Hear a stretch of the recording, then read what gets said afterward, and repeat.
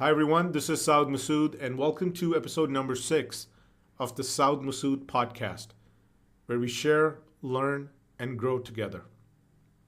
Today I want to talk about the rising levels of anxiety, stress, and depression in the society, despite the fact that we're living in very abundant times.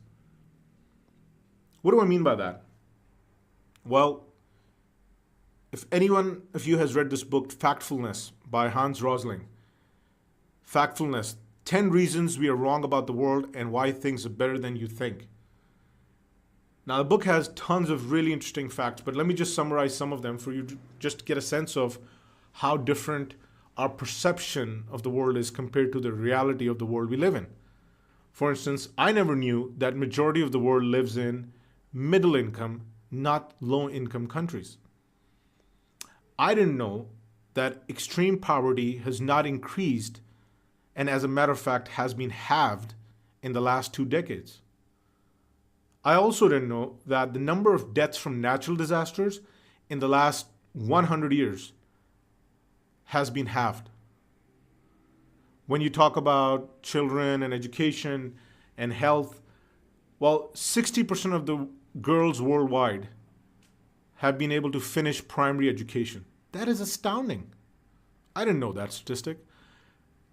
80% of the world's 1-year-olds have been vaccinated. That's great. That's really something to celebrate. And then 80% of the world has access to electricity. So I can go on and on and on quoting you statistics, but the reality is the world we live in today is a far better place than it used to be. However, despite all of that, our perception of the world we live in today is worse off. We are more depressed. We are more angry and frustrated and short-tempered and insulated. And when I talk to my friends and I talk to my students, typically the culprit that they talk about is social media. Well, we're depressed because we're spending a lot of time on social media. I'm sorry, that's not good enough. That's not good enough an answer. You can't just blame your depression on social media, because social media is just as bad or evil, like some people put it, as McDonald's. What do I mean by that? Well, you know when you eat at McDonald's, you know it's not the most nutritious food. You know you don't intend to eat morning, afternoon, night at McDonald's. Yeah, it's convenient, it's fast food, it's tasty to many, and it's economical, and there's a brand associated with it, so you just go with the flow. But you do know that if you abuse, as in you eat day in, day out, all the meals at McDonald's, it's going to start affecting your health. You're going to start putting on weight. You're going to be more depressed. Why? Because the food is not nutritious. It's typically not associated with natural organic food. So you don't need a rocket science to figure this out. You know already that this is not just fast food, but it is primarily junk calories. So the issue that I'm trying to say here is not with McDonald's. It's with our choices. We choose to go to McDonald's. McDonald's doesn't come to us. McDonald's is a byproduct of our demand as consumers. No different than Facebook, no different than Twitter or Instagram or Snapchat or what have you. So when we think about social media, if you're going to spend 10 hours on Facebook every day, it is going to start affecting your life, you bet. You do 10 hours of anything, it's going to start affecting your life in one way or the other. But that's the abuse part. If you use Facebook to stay in touch with people, that's great. That's fantastic. You never had this opportunity before, now you do. But do we really stay in touch, or are we just browsing through everyone's profiles and we want to know what everybody's doing, and we have this fear of we're missing out on something that others have put on their pages or posts or whatever? We're really not staying in touch. We're mostly just procrastinating. And that's on us. That's not on Facebook. Now, I'll grant you this, that whether it's a McDonald's or a Facebook, they know our weaknesses. They clearly know our natural tendencies.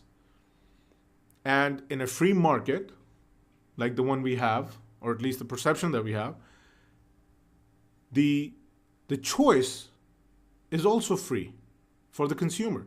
The consumer can decide, I do not want McDonald's for me or my family. Don't go there. You can delete the Facebook app. It's your free choice. So instead of finding the scapegoat in social media or other, sort of low-hanging fruit, if you will, let's be real. So my point in this episode is to acknowledge the fact that yes, there is depression, there is stress, and it is for many reasons. When somebody starts comparing themselves to a perfect life on Instagram, absolutely, you can understand why, what you see in the mirror is what you don't like, and what you see on the screen, you obsess over. It affects your self-worth, your body image. For a lot of people, it is hard to go out there in the world and really connect. So we may have hundreds of friends online, but our communication skills or one-on-one skills or interpersonal skills may still be extremely poor.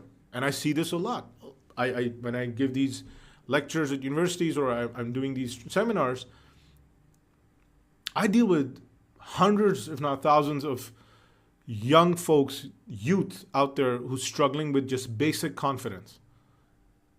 But it's not just social media. It's the fact that our education is not sufficient.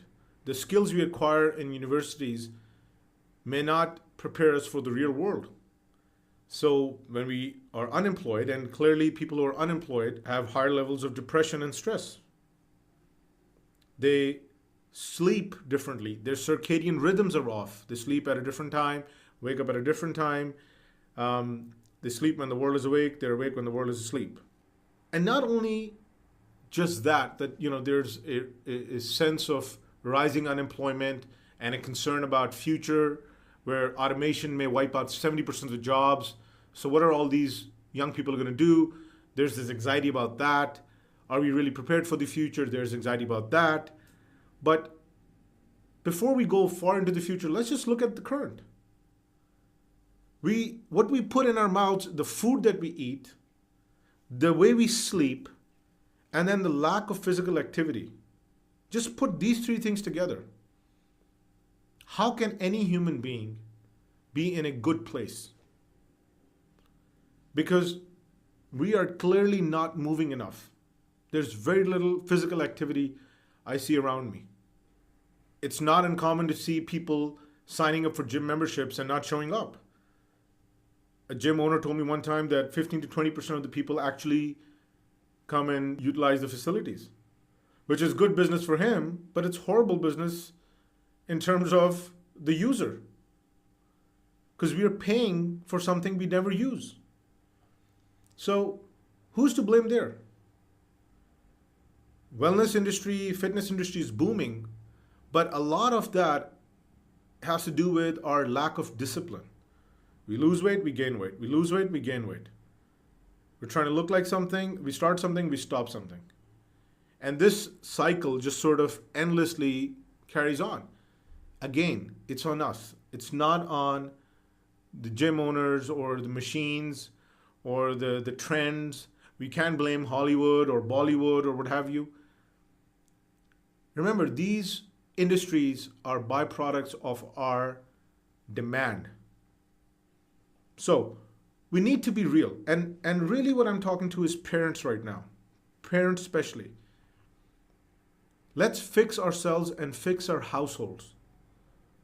Our children are feeling more isolated than ever before. Please stop lecturing them. Stop judging them.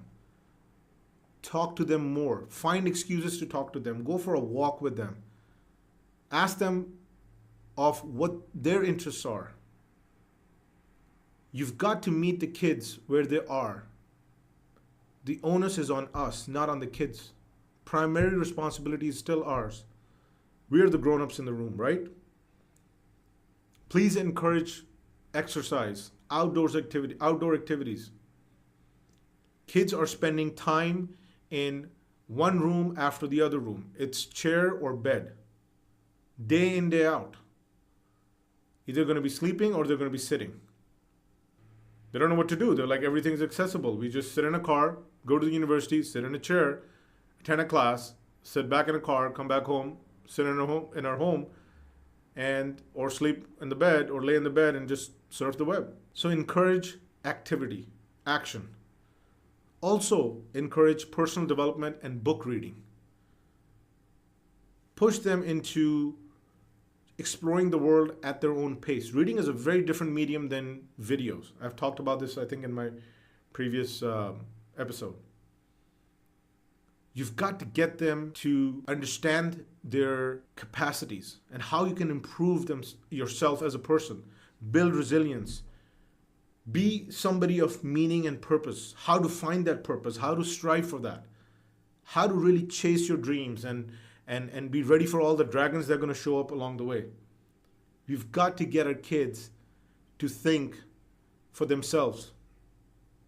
That's personal development. And then last but not least, we've got to make them into social servants. Let's teach somebody who doesn't know how to read. Let's clean the streets. Let's feed somebody who's hungry.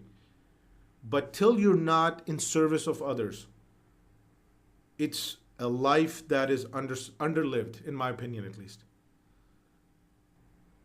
We are depressed and sad because we are consumed with ourselves. As consumers, we're really consuming ourselves. We're not paying attention to nature. We're not paying attention to each other. We're caught up in our indulgences. We exceed our limits. We don't know how to contain ourselves. We don't know how to discipline ourselves. And whatever excuse it is, whether it's social media or fast food, we go to extremes. And based on that, our health suffers. The biology of our brain starts getting affected. We sleep wrong, we eat wrong, we talk wrong, obviously. Our social communication is far from desirable. Most people I talk to today have extremely short attention spans. They can't have a conversation for longer than a minute. And the only way we get out of this is we take 110% responsibility. I'll end with a quote by William Shakespeare. In Julius Caesar, he says, "The fault, dear Brutus, is not in our stars, but in ourselves." And with that, I'm going to wrap this up. I hope this episode was worth your time. I look forward to talking to you very soon. Take care of yourself. Bye-bye.